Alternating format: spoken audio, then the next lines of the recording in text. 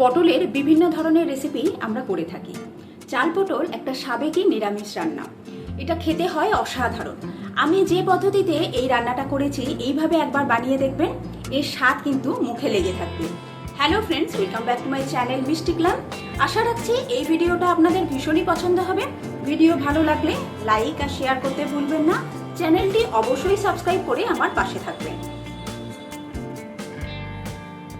নিরামিষ চাল পটল বানাবার জন্য এখানে আমি বেশ কিছু পটল নিয়ে নিয়েছি। পটলগুলোকে একটু একটু খোসা ছাড়িয়ে নিয়েছি আর মাঝখান থেকে একবার করে কেটে নিয়েছি, অর্থাৎ একটা পটলকে আমি দু টুকরো করে নিয়েছি কিছু আলুগুলোকে এরকম একটু বড় বড় সাইজ করে কেটে নেওয়া আছে।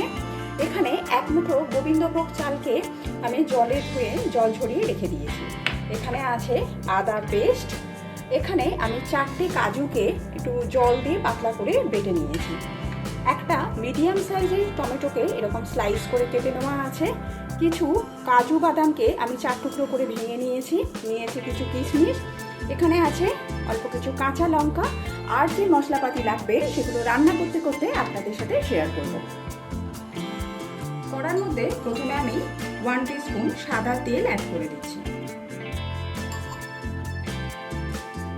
তেল গরম হয়ে গেলে প্রথমে কাজু আর কিশমিশটা কড়ার মধ্যে দিয়ে দেব।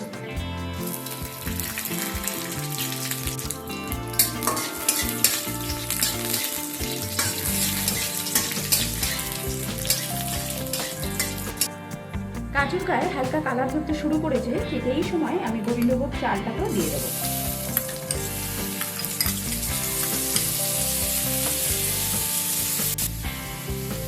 এবার এগুলোকে একটু ভেজে নেব।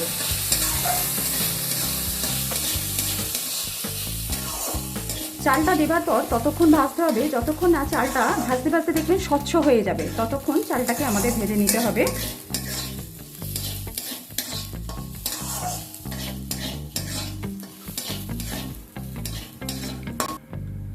চাল ভেজে নেওয়া হয়ে গেছে, এবার আমি একটা পাত্রের মধ্যে তুলে নিচ্ছি।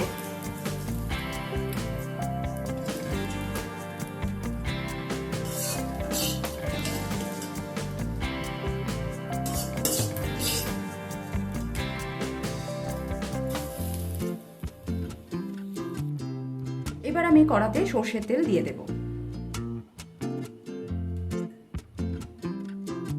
পটলগুলো এবার তেলের মধ্যে দিয়ে দিচ্ছি।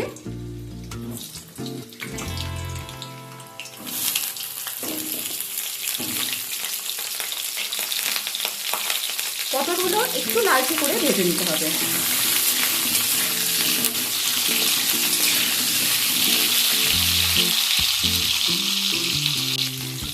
সামান্য পরিমাণ নুন অ্যাড করে দিচ্ছি আর দিচ্ছি সামান্য পরিমাণ হলুদ। এবার পটলগুলোকে ভেজে নেব।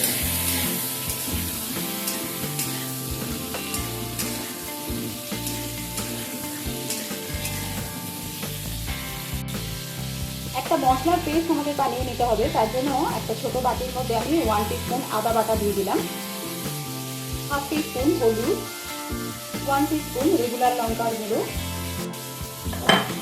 1 টিস্পুন ধনে গুঁড়ো অ্যাড করে দিলাম। দিয়ে দিচ্ছি 1 টিস্পুন জিরে গুঁড়ো, 1 teaspoon Kashmiri red chilli powder দিয়ে দিচ্ছি। এবার এর মধ্যে জল অ্যাড করে দিয়ে মশলাটাকে গুলে রাখবো।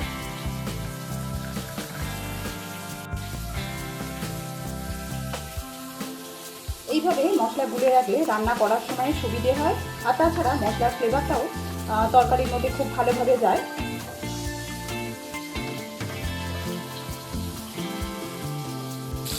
পটল ভেজে নেওয়া হয়ে গেলে ঠিক এরকম একটু লালচে লালচে করে পটলগুলোকে ভেজে নিতে হবে। এবার আমি তুলে নেব।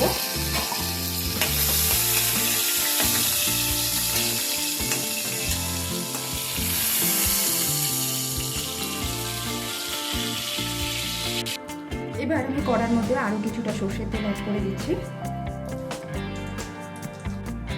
তেলের মধ্যে অ্যাড করে দিচ্ছি একটা তেজপাতা,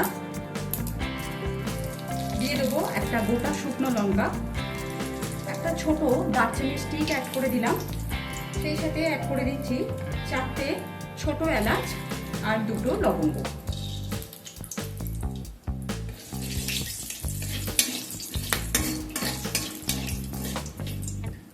গোটা মশলাগুলো হয়ে গেলে কেটে রাখা আলু অ্যাড করে দেব। দিয়ে দেব সামান্য পরিমাণ নুন। আলুটাকে একটু লালচে করে ভেজে নেব।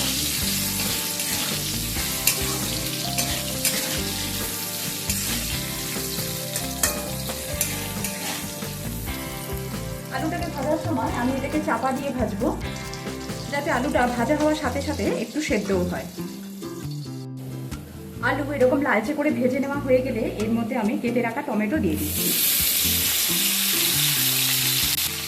সামান্য পরিমাণ জল অ্যাড করে দিচ্ছি, যাতে টমেটোটা খুব তাড়াতাড়ি নরম হয়ে যায়।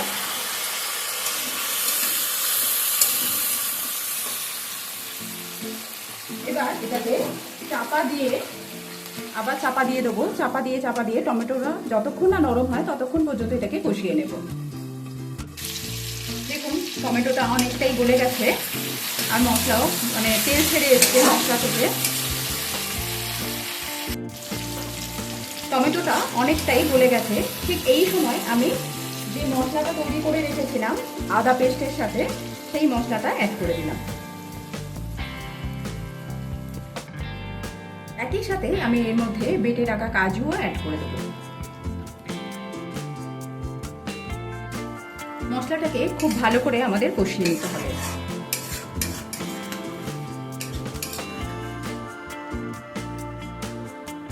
খুব সুন্দরভাবে মশলা কষিয়ে নেওয়া হয়ে গেছে। এবার এর মধ্যে আমি ভেজে রাখা পটল অ্যাড করে দিচ্ছি। সেই সাথে গোবিন্দভোগ চাল, কাজু, কিশমিশ সবই অ্যাড করে দিলাম। এবার অ্যাড করে দেব পরিমাণ মতো নুন। আলু আর পটল ভাজার সময় অল্প অল্প করে নুন দেওয়া ছিল, সেই বুঝে নুনটাকে অ্যাড করতে হবে। মশলার সাথে সমস্ত কিছু একবার প্রায় 1 থেকে 1.5 মিনিটের জন্য নাড়াচাড়া করে নেব।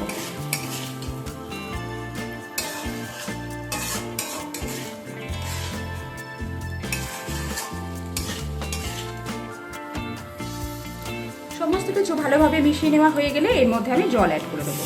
অল্প অল্প জল অ্যাড করে এটাকে রান্না করে নিতে হবে।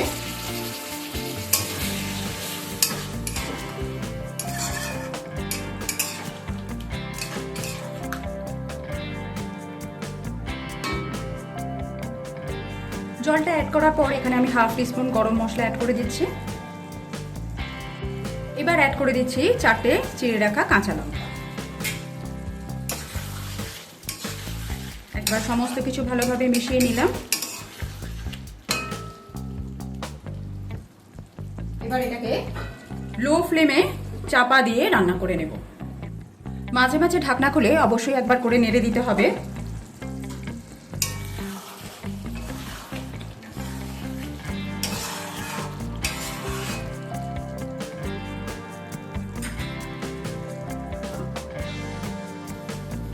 যখন দেখবেন জলটা অনেকটাই শুকিয়ে যাবে, তখন আবারও সামান্য পরিমাণ জল অ্যাড করে দিতে হবে। এই রেসিপিতে চালটা কিন্তু প্রপারলি পুরোপুরি সেদ্ধ হয়ে যাবে না, একটু শক্ত শক্ত থাকলে বেশি খেতে ভালো লাগে। আবারও আমি একবার মিশিয়ে নিলাম সমস্ত কিছু। এটাকে আবারও কভার করে রান্না করে নেব। নামাবার কিছুক্ষণ আগে এতে আমি 1 টিস্পুন চিনি অ্যাড করে দিচ্ছি। এবার একবার মিশিয়ে নেব।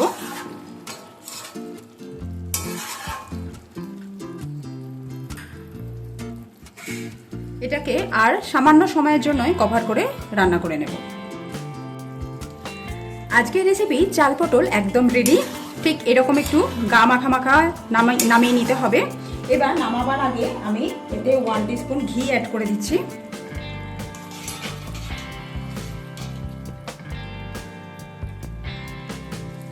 গ্যাসের ফ্লেমটা অফ করে দিলাম। তৈরি হয়ে গেছে আমার আজকের রেসিপি চাল পটল।